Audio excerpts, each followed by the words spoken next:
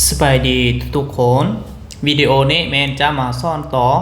มื้อนี้จะมาสอนสระผสมของภาษาเกาหลี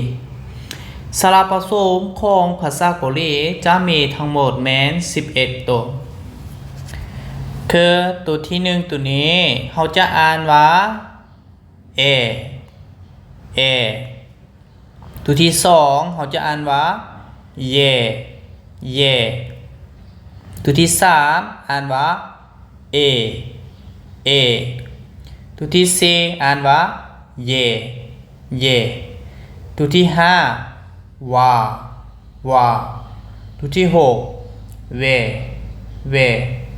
ตัวที่7เวตัวที่8วตัวที่9เวตัวที่10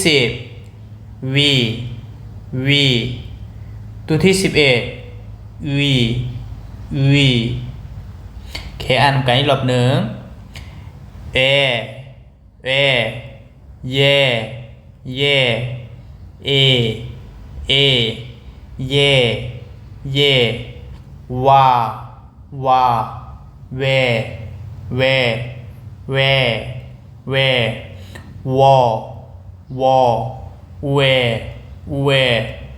วีหลังจากที่เราเรียนพยัญชนะเดียวพยัญชนะคู่แล้วก็สระเดียวสระคู่แล้ววันนี้เราจะมาฝึกอ่านกันคือตัวอย่างข้อที่1อันนี้จะเป็นคำศัพท์ภาษาเกาหลีอันนี้จะเป็นตัวอ่านเพราะจะเขียนออกมาเลยตัวนี้แมนตัวกอกับตัวคอนบอเตถ้าอยู่ทางหน้ามันต้องออกเสียงตัวคอซะนั้นจึงได้เขียนตัวคอซะนี่แล้วก็สระนี้แมนสระอาอันนี้แมนตัวอยู่ทางล่างแมนตัวกอสระเอคำนี้เขาจะอ่านว่าคาเกะก็คือหันคาข้อที่2อันนี้เขาจะอ่านว่าพานานาก็คือมักกล้วยข้อที่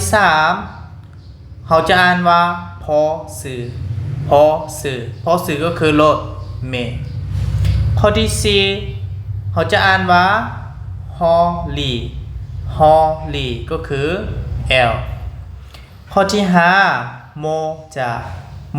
าก็คือหมวกข้อที่6เขาจะอ่านว่าโพโดก็คือมักองุ่น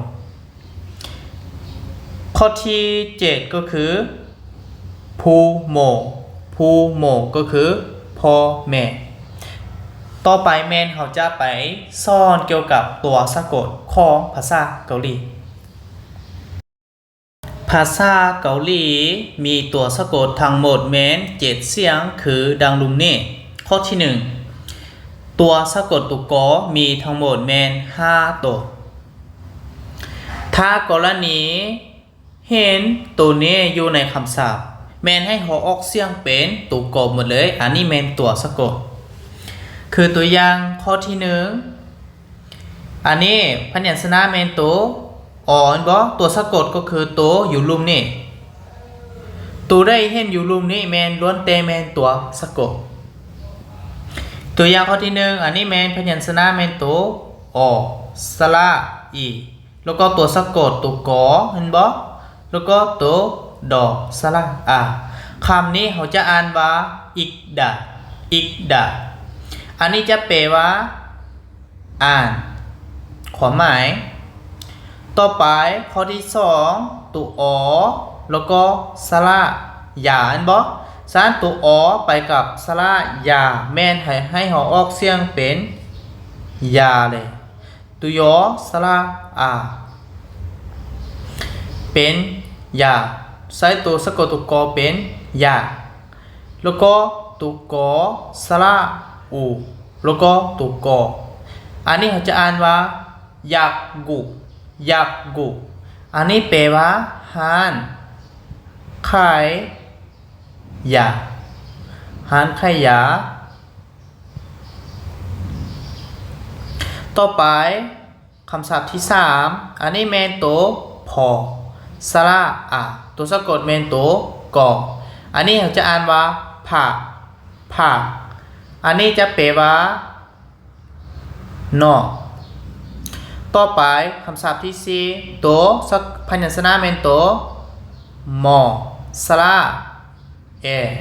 ตัวสะกดตัวกอเป็นเมกตัวจอสระอูจูเมกจูเมกจูนี่ความหมายเมนเบียร์ต่อไปอันนี้เมนตัวหอสระอ่านบ่ตัวสะกดตัวนี้เมนตัวหนอโอเคอันนี้ยังไม่ได้เรียนได้อยู่ลุมตัวหนอ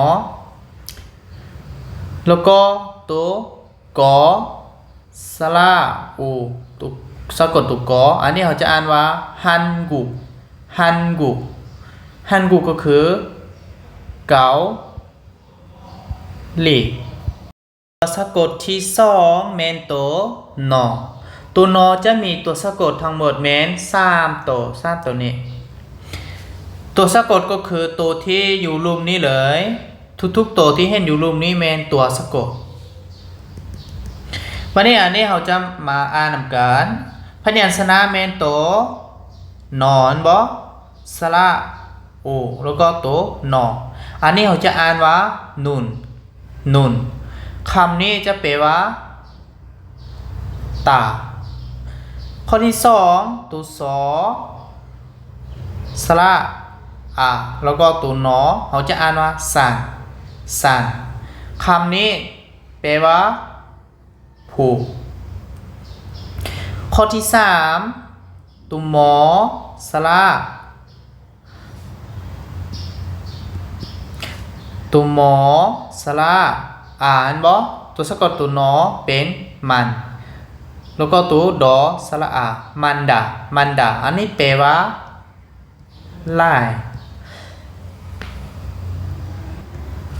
ต่อไปคำศัพท์สุดท้ายอันนี้แมนตัวอสระอาตัวนอตัวดอสระอาอันนี้เราจะอ่านว่าอันดานั่นก็คือนั่งลงตัวสะกดที่3เมนตัวดอจะมีทั้งหมดเมน7ตัวเฮาเห็น7ตัวนี้อยู่รวมของคำศัพท์อันนี้เมนเฮาเห็นแบบนี้เมนเฮาต้องออกเสียงตัวดอหมดเลยคือตัวอย่างข้อที่1ข้อที่1นี้พยัญชนะเมนตัวอ่อนบ่สระโอแล้วก็ตัวดออันนี้เขาอ่านว่าโอแล้วก็ต่อไปเมนโตพยัญชนะเมนโตกอตัวกอสระโอตัวสะกดตัวดออันนี้เขาจะอ่านว่าโกตัวต่อไปตัวสอสระโอแล้วก็ตัวสะกดตัวดออันนี้เขาจะอ่านว่าโซแล้วก็ตัวดอสะอาโซดาต่อไปตัวอสระอีตัวสะกดตัวดอเป็นอิดดาข้อสุดท้ายตัวอันนี้แมนอยู่ทางหน้าแมนออกเสียงตัวทอนว่าตัวทอสระอาตัวสะกดตัวดอเป็นทัดแล้วก็ตัวดอซาดาทัดดา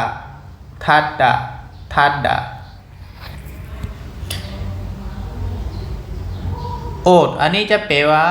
เสื้อโกดนี่จะแปลว่าดอกไม้โชดาจะแปลว่า